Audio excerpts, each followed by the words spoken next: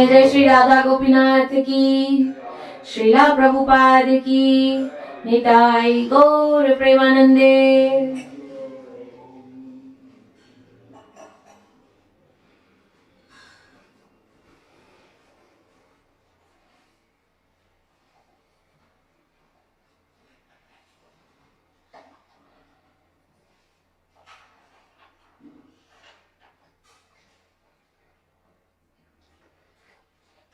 Please repeat after me.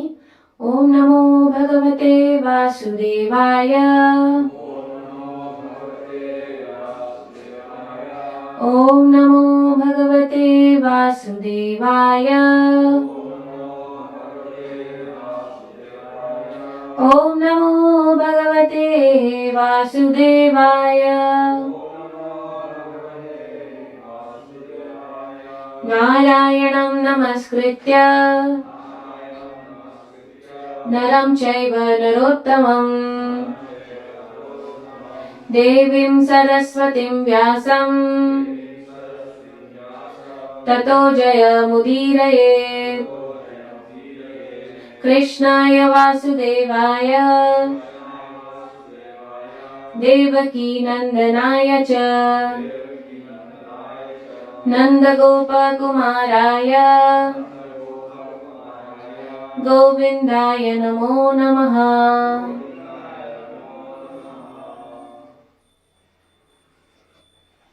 We are reading from Canto 4, first chapter, first text.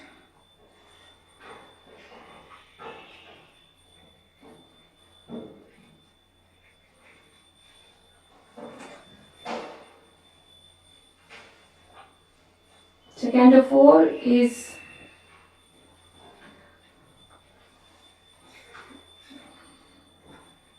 the creation of the fourth order. Chapter 1 is genealogical table of the daughters of Manu. Text number 1.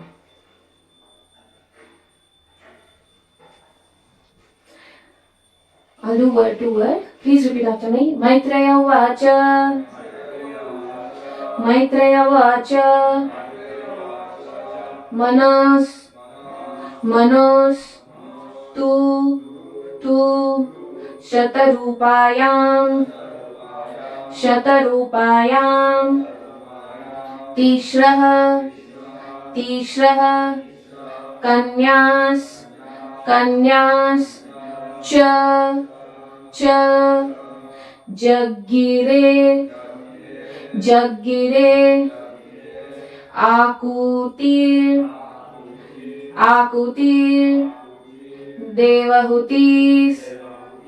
Devahutis. Cha. Prasutir. Iti. Vishrutaha.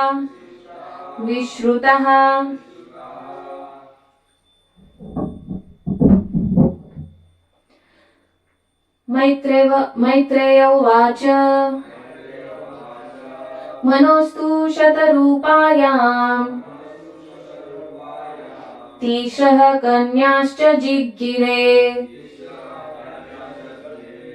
Akutir Devahutischa. Prasutiri Vishrutaha. Manostu Shatarupayam. Tishrah Kanyascha Jiggire. Akutir Devahutischa. Prasutiriti Vishrutaha. Manostu Shatarupayam. Tishrah Kanyascha Jaggire. Akutir Devahutischa. Prasutiriti Vishrutaha. Maitreya Vacha. Manastu Shatarupayam. Tishrah Kanyascha Jaggire. Akutir Devahutischa. प्रसूतिरिति विश्रुता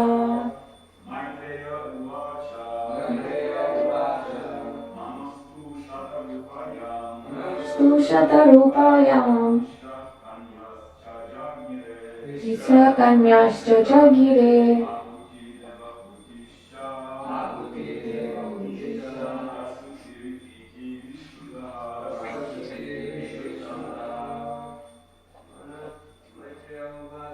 Maitreya उवाच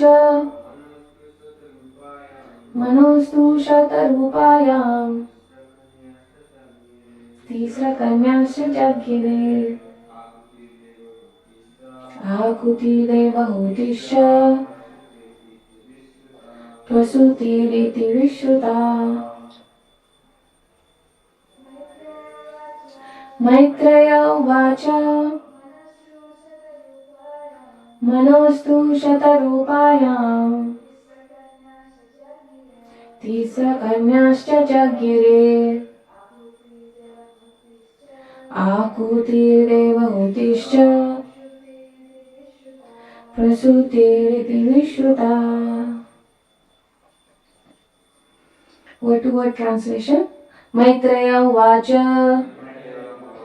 The great sage Maitreya said, Manotu of Swayambhuva Manu Shatarupayam in his wife Shatarupa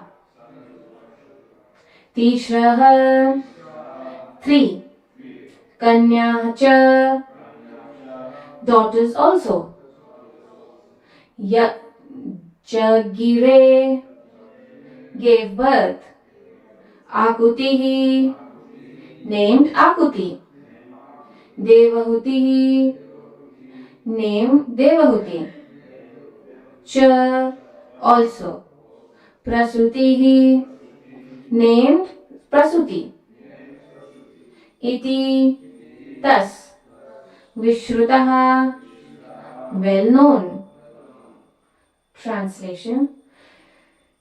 Please repeat after me. Sri Maitreya said, Swayambhuva Manu begot 3 daughters in his wife Shatarupa, and their names were Akuti, Devahuti and Prasuti.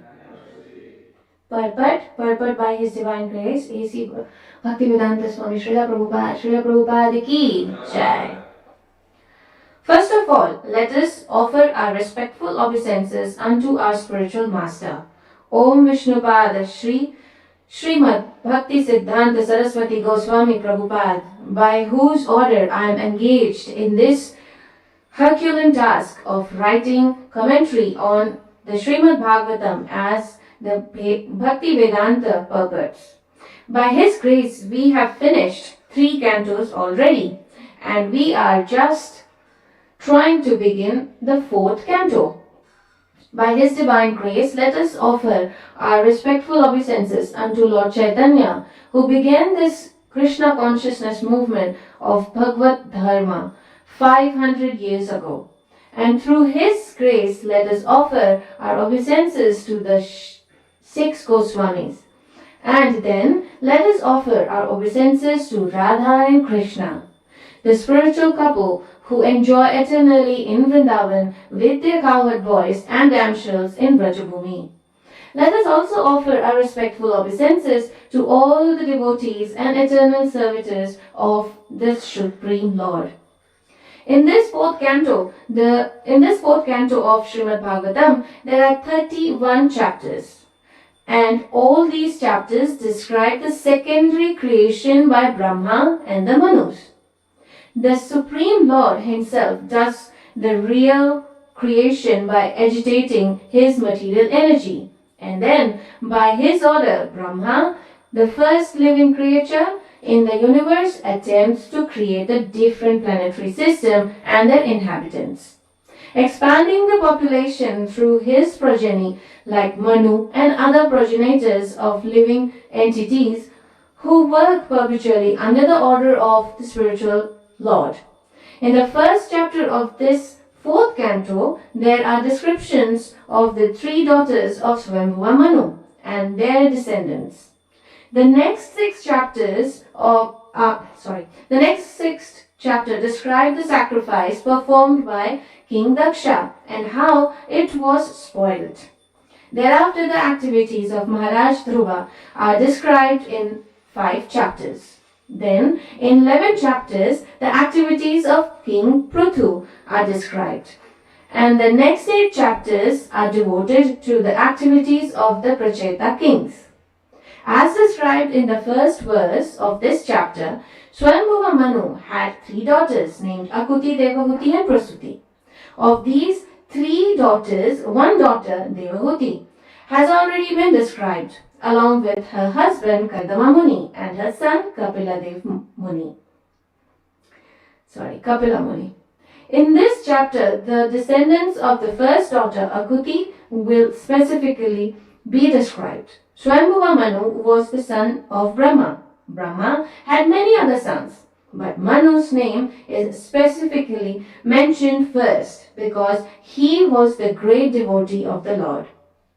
In this verse, there is also the word cha, indicating that beside the 3 daughters mentioned, Swambhuva Manu also had 2 sons.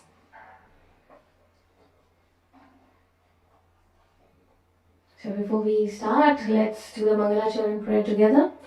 Om Ajnanatimidandasya Jnananjana Shalakaya Chakshurunmilitam Yena Tasmai Shri Gurave Namaha.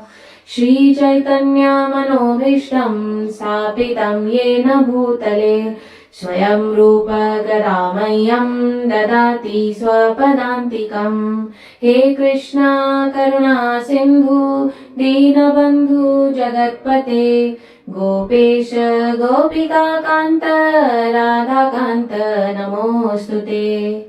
Tapta Kanchana Gaurangi Radhe Vrindavaneshwari Vrishabhanu Sute Devi Pranamami Hari Priye.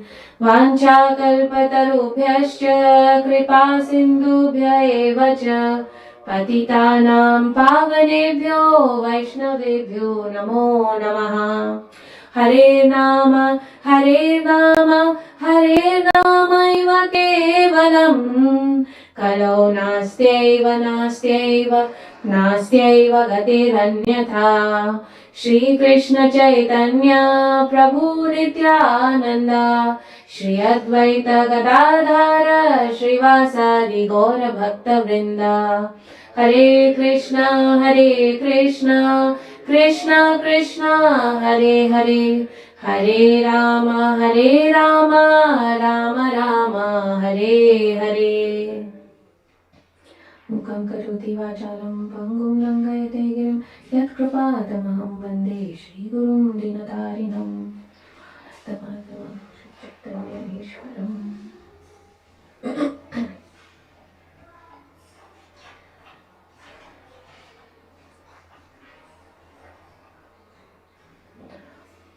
I seek blessings from all the Vaishnavas present here, people listening from visual and various other medias. May the right word and the right context for the pleasure of Radha Gopinath come out of my mouth, and may I seek your blessing for the humble mood of myself even after the class. Jai Jai Srila Prabhupada Ki Jai. Hare Krishna.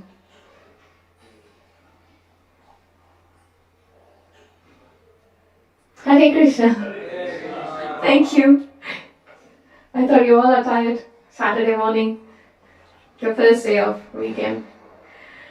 So today we are starting a new chapter, Canto 4, the creation of the fourth order.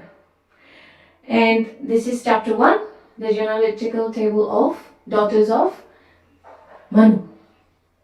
So in the purport, Srila Prabhupada says Manu is among so many sons of Brahmaji, like Prachetas, the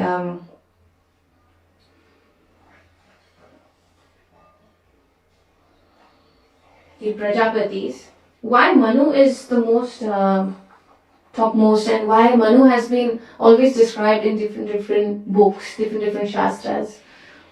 Because Prabhupada says that he is one of the best devotee. So as we all know that Brahma had, Narad Muni and four Kumaras. They were all self-realized souls.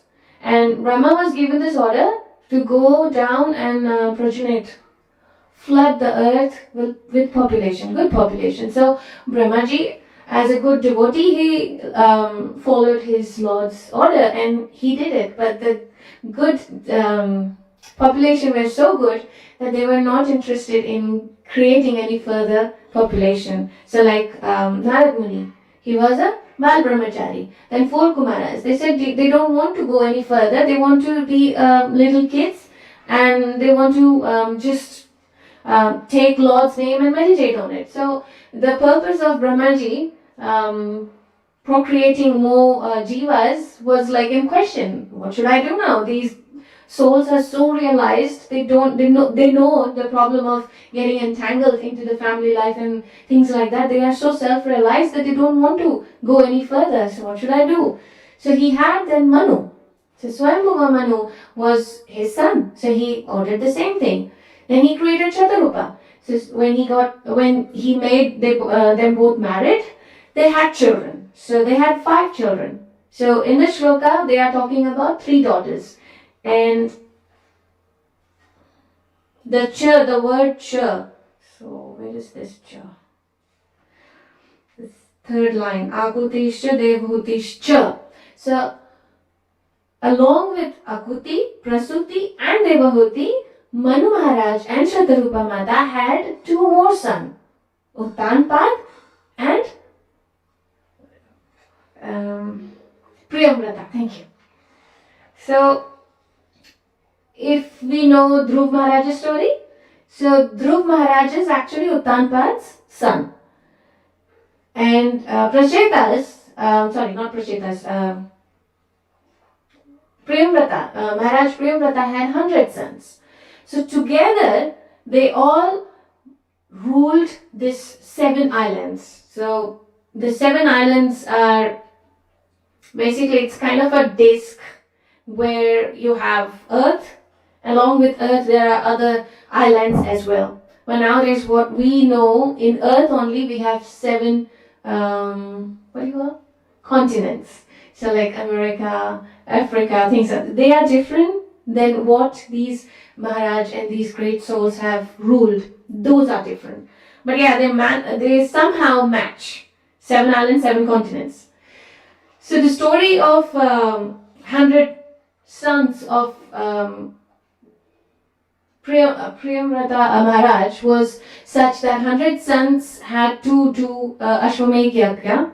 In that yajna, obviously, as per the rules of Ashwamedh Yajna, you let, after the offering is done, you let the horse free. So wherever the horse goes, the people, wherever the horse passes by, people challenge. If they challenge, they fight and they conquer. So this is the rule. So the horse was set free, but the horse never came back. So king ordered his 100 sons, go and look for the horse, the sacrificial horse.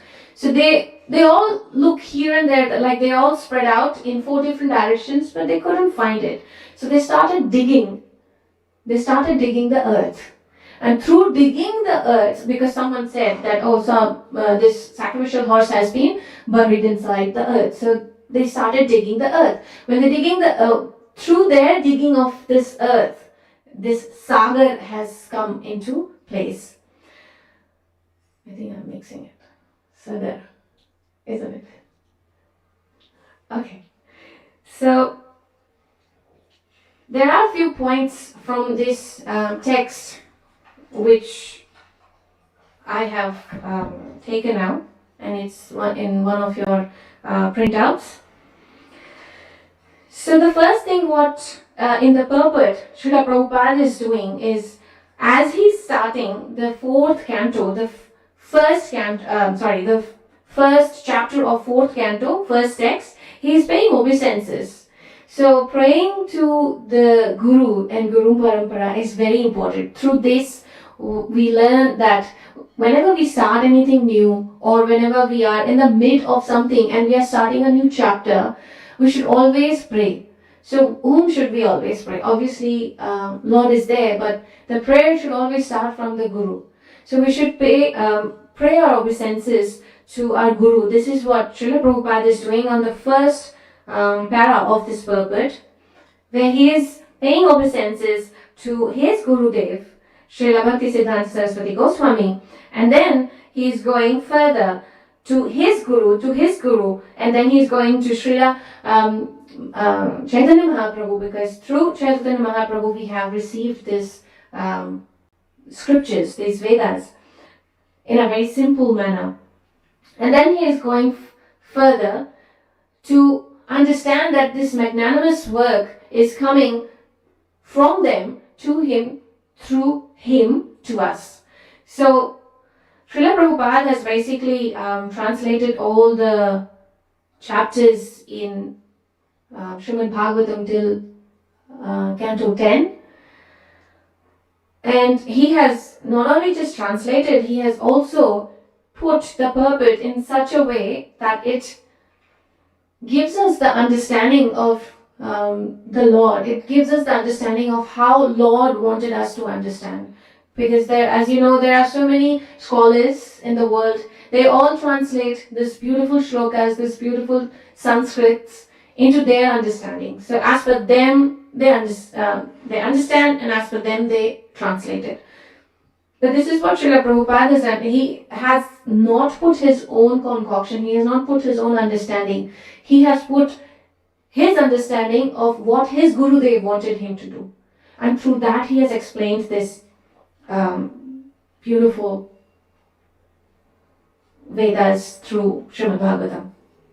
Then in the next para, he is talking about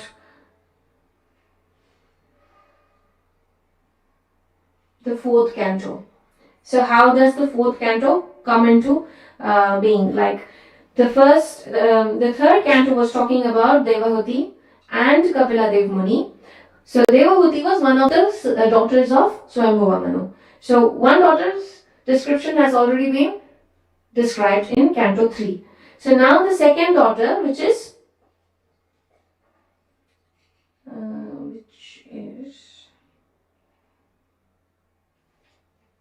in the next text, would be Akuti. And through them, there are different progenies which has flooded the earth. So Manu Maharaj had to give in marriage his 3 daughters in different Prajapatis. So the first one was Akuti. So in the marriage, when he gave his daughter in marriage, he made a kind of an understanding with Akuti's husband that your first son, you have to give your first son to me. And this is how the agreement was made, the marriage was done, and in the further text, we will see how Akuti and Ruchi, one of the Prajapatis, their first son was, as a promise, was given back to Manu Maharaj.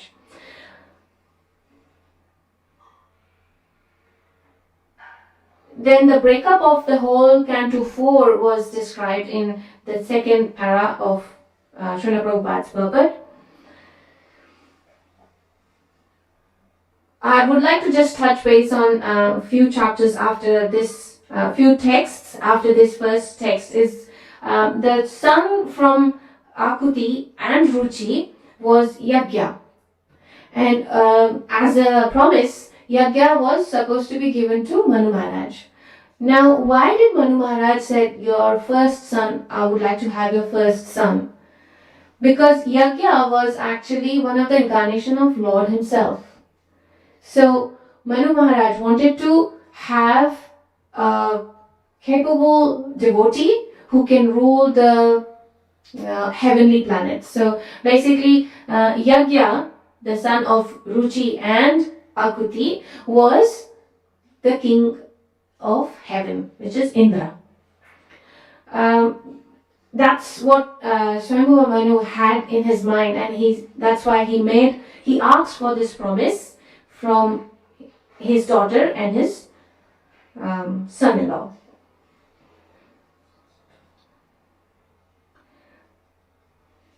Now there can be a question that beside Manu Maharaj had two sons, why would he ask for like his grandson to be his son? Would anyone like to make a guess? Yes, because his two sons were Uttanpad and Priyamvrata is not actually the Lord. But he knew that his daughter's son, his grandson, is actually the Lord himself. So that's why he asked, can I have your son as my son? So as a promise it is made, he was given, and as a result he made Yagya as the king of heaven. And Manu Maharaj was looking after the Bhuloka. So in this verse, the name Priyavrata and Uttanpad, sons of Swayambhuva Manu, are not mentioned, but only a little bit like they are the sun. They rule this earth, which is divided into 7 islands. There is no chronological history of all the Indian kings in Srimad Bhagavatam, but Uttanpad and many others like Lord Ramachandra and Maharaj Yudhishthira are recorded because the activities of such pious kings are worth hearing. People may benefit from this studying history.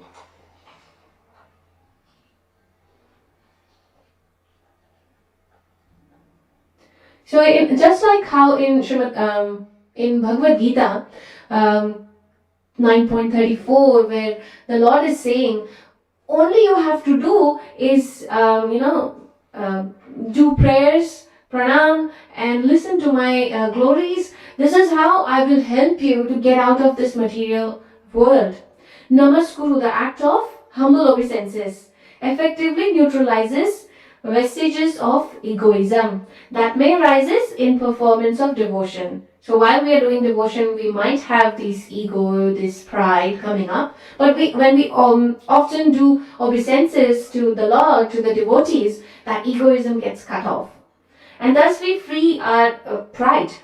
Thus we get free from our pride with the heart immersed in devotion. One should indicate all one's thought and actions to the Supreme. So when we pay obeisances, the dukkha, it's dukkha harata. It slays the pain and it subdues whatever the dirt we have in our heart. Just like a small child, when a small child enters the temple, he's basically entering with his parents and he's just following what his parents are doing. His parents are paying obeisances, he's also paying obeisances without knowing what does that mean. So by default we are following a guru. By default we are following a leader. Just like in Bhagavad Gita, the shloka says that yad yad acharati shreshtas tat tad devetaro jana sayat pramanam kurute lokast anuvartate. People will follow the leaders. So if leaders do something good, definitely the people, the population, the citizen will follow the good. The leaders here we have is like Manu Maharaj, Yudhishthira Maharaj. So we should listen these kind of stories from our history to understand what is the epitome, what is the topmost level of behavior of a person. Krishna consciousness movement, we have developed this higher taste because we all have certain kind of interests. And as Srila Prabhupada has engaged each and every individual as per their interest into devotional service. So when we cultivate our own interest, dovetail it to devotion, dovetail it to the to glorify the Lord, it becomes more pleasant, it becomes more higher taste. So people say that, but before you used to go to pubs and before you used to smoke or before you used to do different activities, material activities, after coming to Krishna consciousness, why are you doing why you are not doing all these things. What's the difference? So the difference is we get more higher taste when we do devotional service as per our interest. So some may like cooking, they do prasadam cooking. Some may like singing, they do kirtan. So as per our interest, we follow our devotional services accordingly, and that's how we get interest into devotional services, and we get rid of this kam, lobh, pratishtha and all those things. So Brahma revealed this Vedic knowledge. How did Brahma got this Vedic knowledge? He got this Vedic knowledge from the Lord himself. And when he got the knowledge as in a right form, in a right state, in the right context, he revealed that to his next generation. And that's how this Vedic knowledge has been carried over. And when we hear from the pure soul, we understand it also purely. When we hear from a pure soul, we take it through our heart. It's not a subtle, but it's a very deep understanding. A small word, chant. If I'm saying, nothing will happen, definitely. But if a Swamiji sitting here, if he says chant, it pierces deep into our heart. And it affects more magnanimously than what I or anyone else would say. Because their chanting is more powerful. So when they say it, it becomes more power. It gives us more power as well. So engaging ourselves into chanting, reading, participating in Harinam is kind of a devotional service which will elevate us into this self-realization activity. So in this purport, it is said that first part of creation has been taken care by the Lord, and the second part is being taken care by Brahma. So what is the first part and second part? Basically, the whole Bhagavatam is divided into 10 major topics, like Sarga, Visarga, Sthana. So Sarga is the first part, which is taken care by the Lord himself. Visarga is the secondary creation, which is taken care by Lord Brahma. In Visarga, the secondary creation, where Brahmaji is actually ordering his sons to populate the earth. And through Manu Maharaj and his daughters, the earth is getting populated. As the first one, Sarga, which is like Krishna, Ishvara Parama Krishna, Satchidananda Vigraha, Anadiradir Govinda, Sarvakarana Karanam. So Krishna is the Sarga, Krishna is creating the universal creation, and Brahma is the Visarga. So that's also called Pradhana, when the Lord creates. So in this text, it is only talking about the 3 daughters. It's not talking about the sons. Few years ago, like after Krishna left, the culture, the main culture of our Hindu, say, or Sanatan Dharma was actually breaking up. It got into the, it had actually manifested as per different people's understanding. They were putting their own concoction of these Vedas. And as a result, there were a lot of hierarchies. As a result, there were a lot of caste system. But when Krishna was there was no caste system. Based on your understanding, based on your level of intelligence, you were divided. I mean, you were into that division. But when Krishna left, Kali has come. And Kali was so prominent. We see in the story of King... what's the name of the king? Sorry? Thank you. King. So Parikshit Maharaj, till Parikshit Maharaj, the Kali was stopped. And as soon as Parikshit Maharaj left, Kali has actually taken place into different areas. So the first one was the intelligence of people, where it was blasphemed, it was sabotaged. So people used to discriminate people, not as per their intelligence, but as per their birth.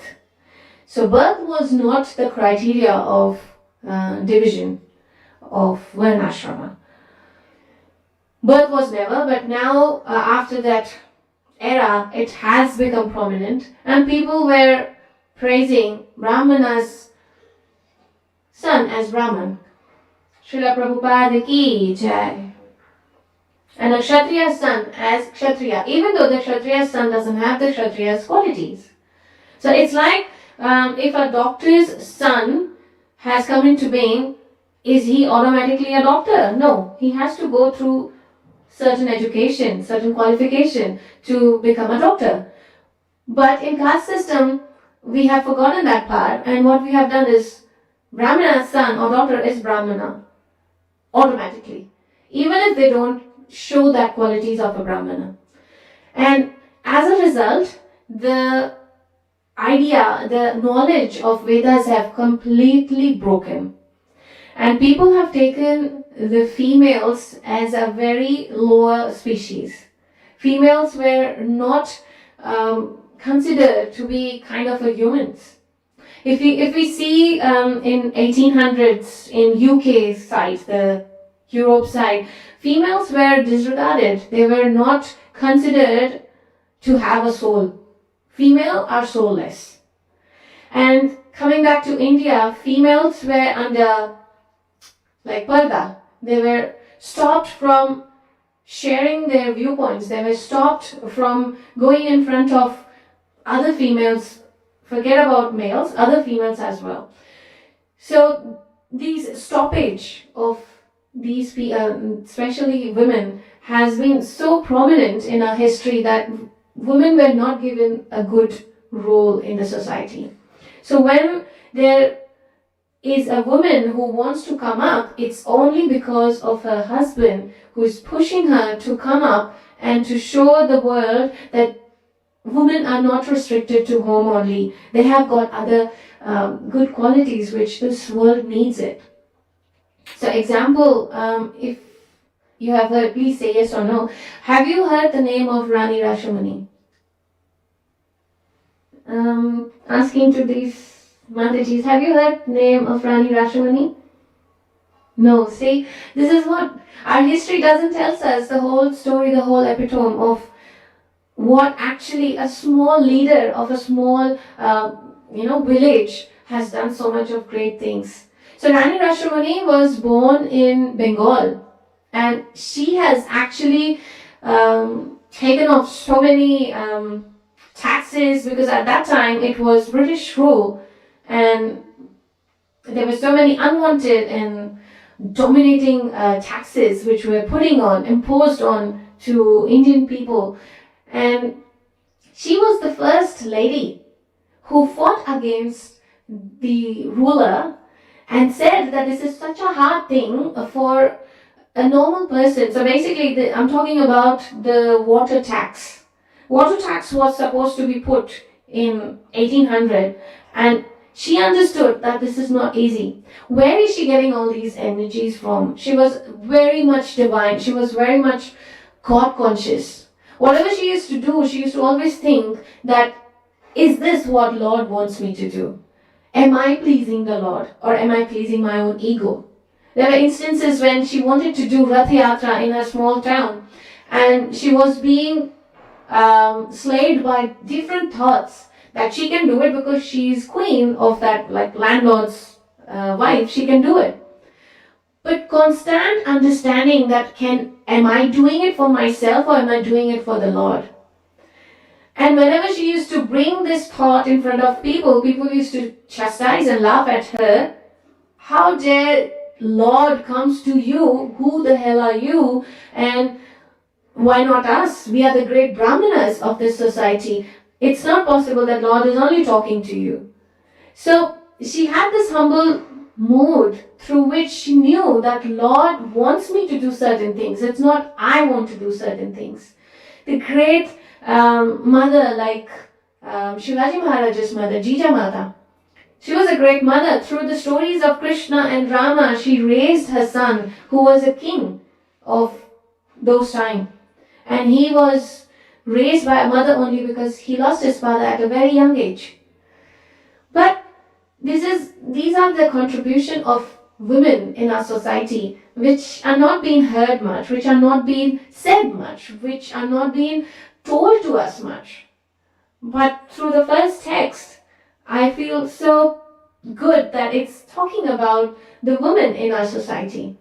The women are the first guru. As soon as the child is born, the child looks at the mother only. Then through the mother, then he looks at other society people, other family members.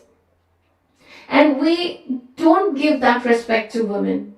Obviously, I know there are women who have really taken advantage of their positions and they have cultivated a bad image. But it's not all. There are men also who have taken advantage. Well, we don't take them for granted, but why we take women for granted?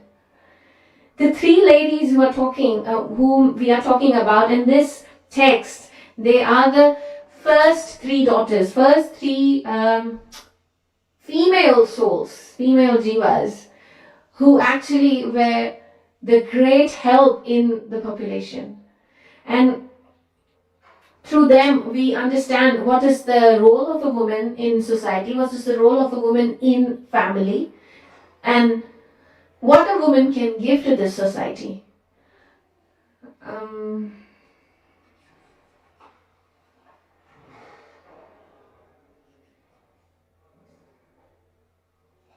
I would like to end here.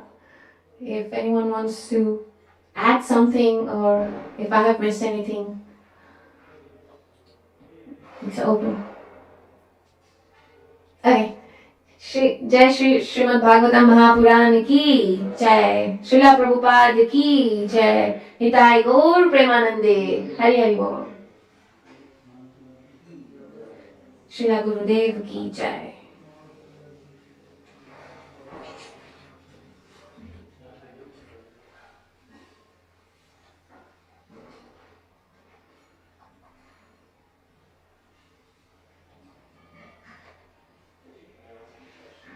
Yes, Prabhu, I haven't left yet.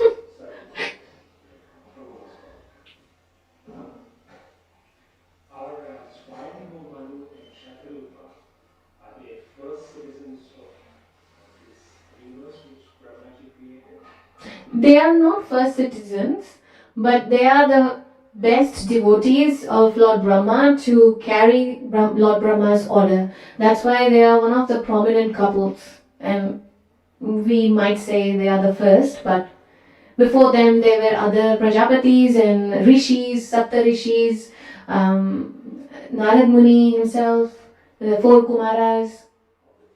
Yeah.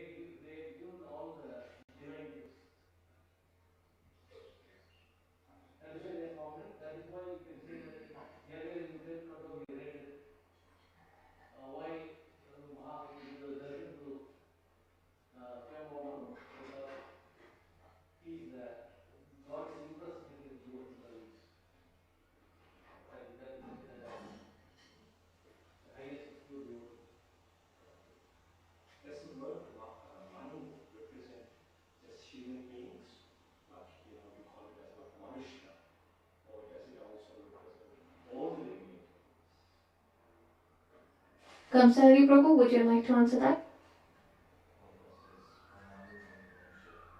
Prabhupada says from Manu comes Manushya.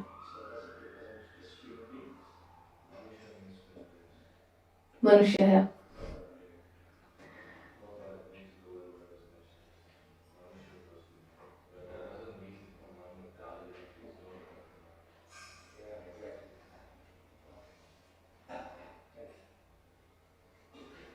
Srila Prabhupada की जय।